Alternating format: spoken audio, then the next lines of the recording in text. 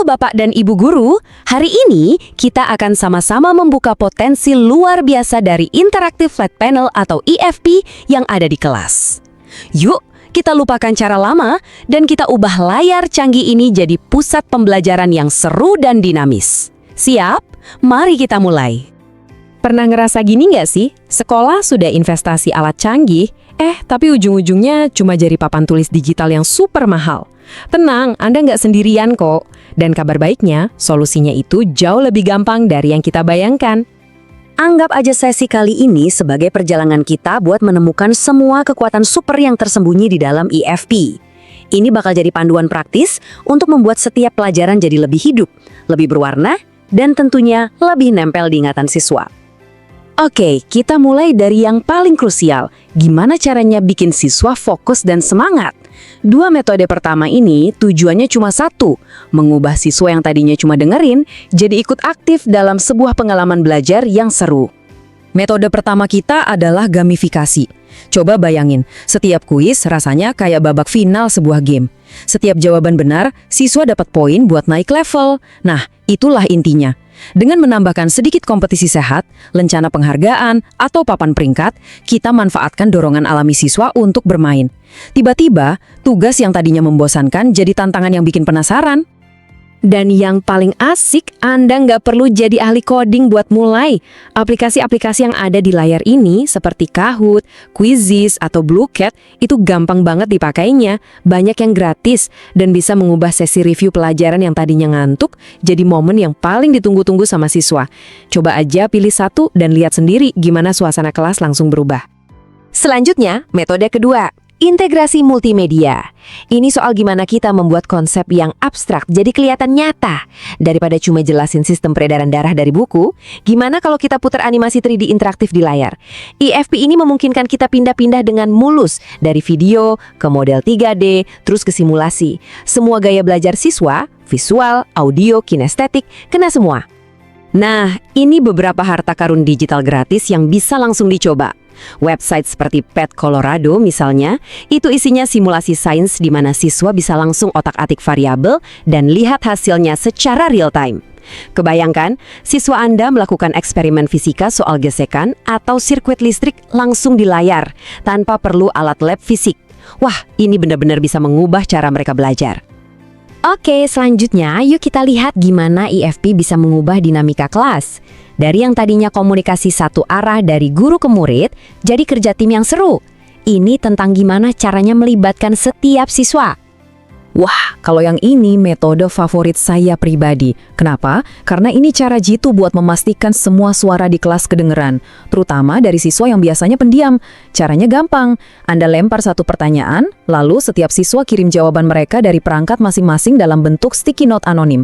Kling! Semua ide langsung muncul barengan di layar. Ini jadi cara aman buat brainstorming, dan kita bisa langsung tahu pemahaman seluruh kelas dalam hitungan detik. Kutipan ini pas banget buat menggambarkan kekuatan metode kita selanjutnya. Lupakan spidol biasa karena sekarang kita punya kapur ajaib versi digital.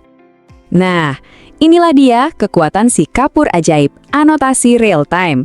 Bayangin deh, Anda lagi puter video dokumenter, terus di-post tepat di momen penting buat melingkari detail kunci.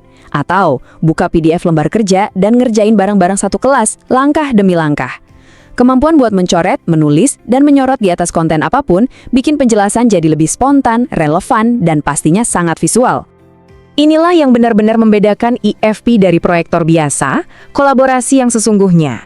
Layar multisentuhnya artinya bisa 2, 3, atau bahkan 4 siswa maju barengan buat kerja di satu kanvas yang sama. Mereka bisa bareng-bareng mecahin soal matematika, melabeli diagram, atau bikin peta konsep. Jadi bukan lagi soal giliran, tapi soal menciptakan sesuatu bersama-sama saat itu juga.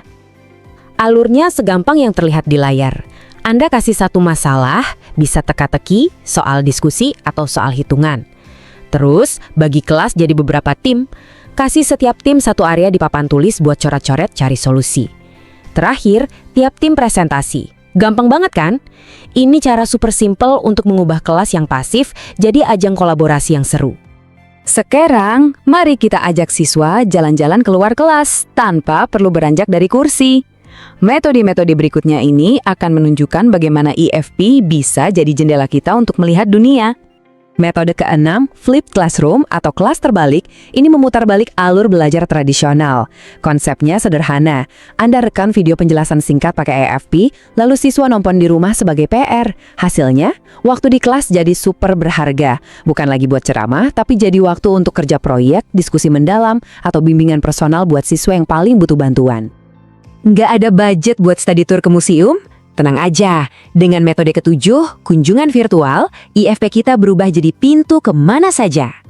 Pakai Google Arts and Culture atau Google Earth, kita bisa ajak siswa jalan-jalan virtual di dalam Museum Louvre di Paris, menjelajahi reruntuhan Machu Picchu, atau bahkan menyelam di Great Barrier Reef. Ini benar-benar mendobrak tembok kelas dan membuka pintu ke dunia. Nah, metode terakhir kita ini fokus pada sesuatu yang super penting, penilaian dan umpan balik. Gimana caranya kita pakai IFP untuk melihat pemahaman siswa secara langsung dan mendorong mereka untuk saling belajar satu sama lain?